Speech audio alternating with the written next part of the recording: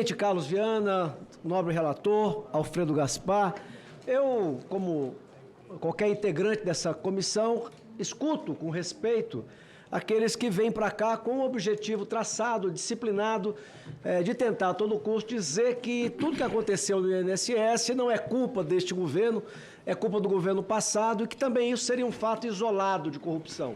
Eu respeito, é opinião, mas eu quero externar a minha, com a licença do presidente e do relator. E a minha é que a roubalheira no INSS tem o mesmo DNA, a mesma origem, a mesma motivação, as mesmas razões do mensalão e do petrolão. Esse é o meu objetivo, de ajudar a mostrar para uma parte do Brasil como isso é um método de aqueles que, defendendo uma ideologia, não medem as consequências para chegar ao poder e nele se manter. Por isso eu peço à assessoria que coloque o primeiro vídeo, o que fala sobre o primeiro vídeo.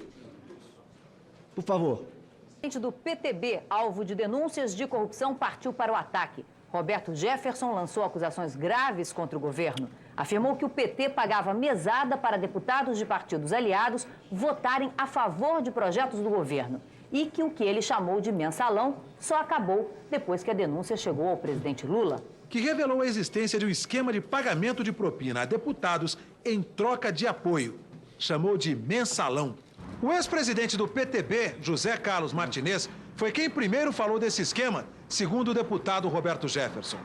A frase de Martinez teria sido a seguinte: o delúbio tesoureiro do PT está fazendo um esquema de mesada, um mensalão, para que deputados da base apoiem o governo no Congresso.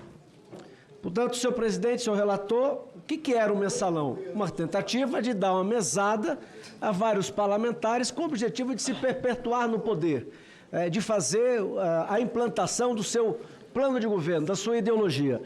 Aí vamos, depois disso, vamos para o petrolão. Por favor, o segundo vídeo. E foi nesse momento que o doutor Emílio Odebrecht fez uma espécie de pacto de sangue com o presidente Lula. Ele procurou o presidente Lula nos últimos dias do seu mandato e levou um pacote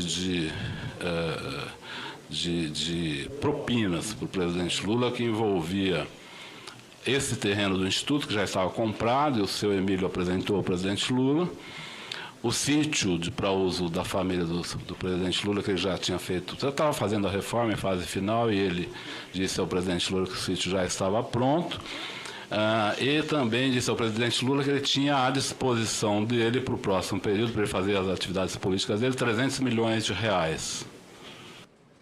Que ele teria para o próximo... Pois não? O depoente pediu 3 minutos para ir ao banheiro. A palavra é minha, eu não concedo agora. Por favor. Não, mas ele tem direito de suspender. Para suspender? 3 minutos para eu. Por favor. E foi nesse momento que o doutor Emílio Odebrecht fez uma espécie de pacto de sangue com o presidente Lula. Ele procurou o presidente Lula nos últimos dias do seu mandato e levou um pacote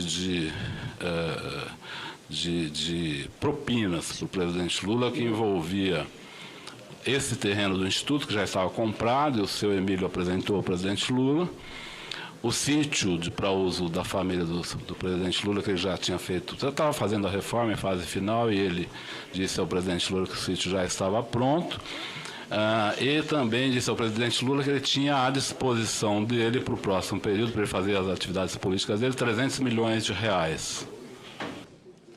Senhor presidente, como fica claro nesse vídeo, não era só recurso para a manutenção no poder, mas recurso para após o governo, quer dizer, era a perpetuação do projeto político.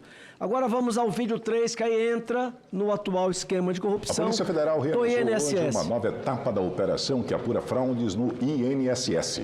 66 mandados de busca e apreensão foram cumpridos. O sindicato do irmão do presidente Lula também foi alvo de buscas. Os agentes estiveram na sede do Sindicato Nacional dos Aposentados, Pensionistas e Idosos, o Sindinap, em São Paulo. O vice-presidente da entidade é José Ferreira da Silva, conhecido como Frei Chico, irmão do presidente Lula, que não é investigado. Senhor presidente, fica claro como os 3 esquemas têm a mesma motivação: ficar no poder e se perpetuar nele. Agora vamos repassar quem é que lutou contra a instalação dessa CPMI Portanto, omissa. Agora vamos lá para os slides. Primeiro slide, por favor. Poder 360 graus. Nenhum congressista do PT foi a favor de abrir CPI do INSS. O segundo slide. PT no Senado decide não assinar a CPMI do INSS até nova ordem do governo. Terceiro slide. Mesmo com o governo, para ser justo, mesmo com o governo contrário, o senador do PT, o único, assina pedido para a CPMI do INSS. O senador assíduo nessa comissão. Senhor presidente, agora vamos à tentativa de controlar a CPMI, porque primeiro foi a tentativa de que ela não fosse instalada. Como ela foi instalada, aí veio a tentativa de controlar a CPMI, indicando o presidente e o relator, que não é, evidentemente, os dois colegas que hoje preside e relata essa comissão. O slide número 1, por favor. O governo quer controlar a CPMI, CNN, do INSS e aposta em Omar Aziz na presidência, aquele mesmo da Covid, como mencionou o membro do atual governo. Segundo slide, por favor. A articulação do governo falhou e subestimamos oposição, diz líder do PT sobre a eleição da CPI do INSS. Agora, senhor presidente, para ficar claro mais ainda, vamos lá, aqueles que tentaram blindar Lula a qualquer custo. Próximo slide. Após derrota para a oposição, o governo reúne base para tentar blindar Lula na CPMI do INSS. Próximo slide. INSS, o antídoto, metrópole, o antídoto do governo para blindar o irmão de Lula na CPI. Terceiro, próximo slide. INSS, Metrópolis também, sindicato liderado por irmão de Lula, pagou 8,2 milhões aparentes de dirigentes. O último slide, por favor. Sindicato ligado a irmão de Lula movimentou 1,2 bilhões em 6 anos, diz COAF. E agora sim, o último slide, por favor. CPMI, Revista Oeste. Base de Lula barra convocação de ex-assessor do Careca do INSS. Os próximos slides mostram o painel de votações.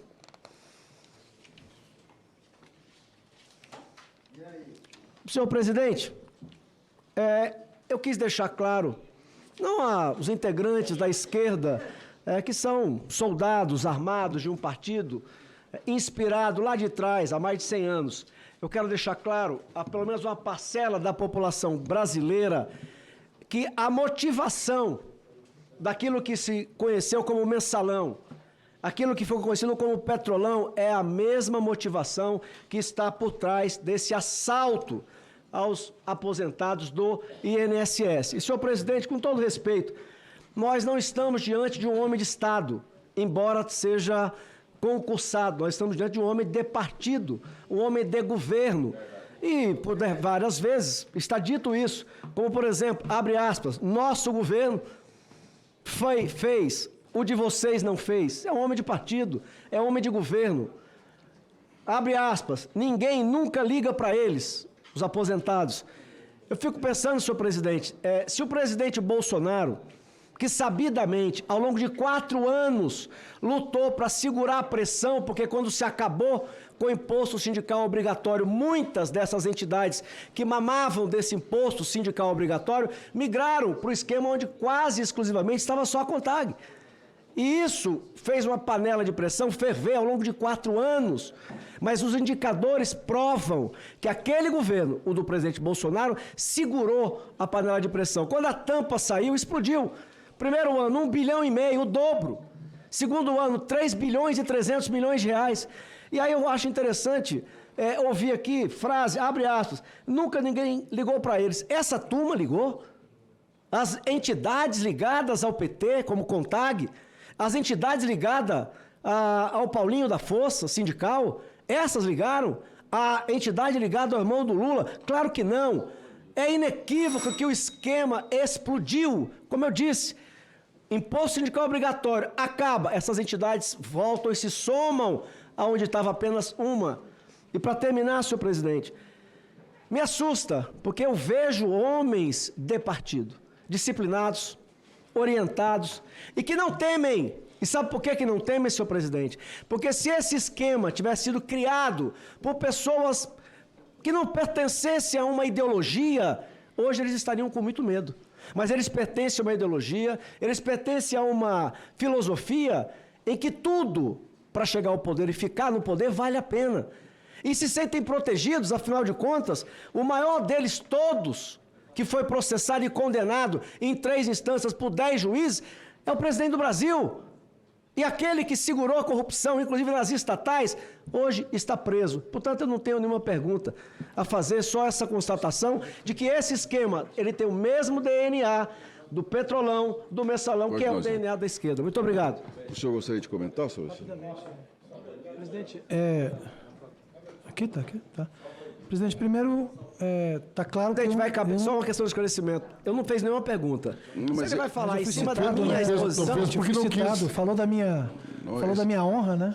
Não falei de nada, João. O senhor Se ele vai falar... falou que eu não sou um homem de Estado. E não é verdade, eu tenho que mostrar para os demais membros, talvez eles queiram saber. Presidente, Senador Márcio.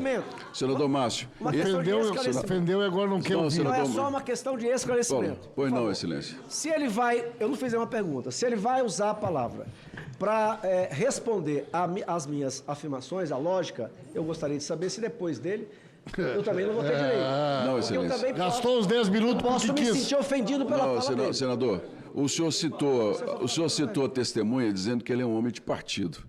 Então, eu não posso negar a ele um comentário sobre a sua fala aqui, por gentileza. Que ele seja ou não seja, assim, eu não posso negar a ele a fala dele em relação ao que foi dito. Senhor presidente, só então para falar, se eu me sentir ofendido, eu vou pedir o direito de responder. Pois não, excelência. Jamais ofenderia o senhor, não é da minha estirpe, todo mundo que me